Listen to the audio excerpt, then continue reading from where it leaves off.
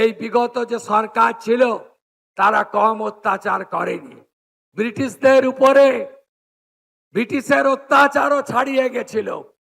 তাই অত্যাচারীরা, তোষণবাজরা, দুর্নীতিগ্রস্তরা শেষ কথা বলে না।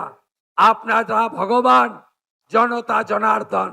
আপনারা পশ্চিম বাংলায় 16টি আদিবাসী সংরক্ষিত আসনে আপনারা আমাদের জিতিয়েছেন।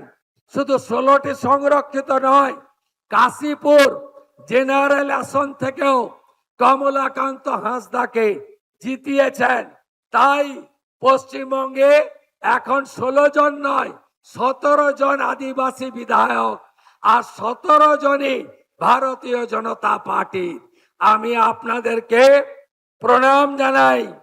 আপনারা দুহাত ভরে আশীর্বাদ করেছেন। এবারে উন্নয়ন দিয়ে আপনাদের ঋণ আমরা শোধ করব। পশ্চিমবঙ্গ সরকার আপনাদের পাশে থাকবে।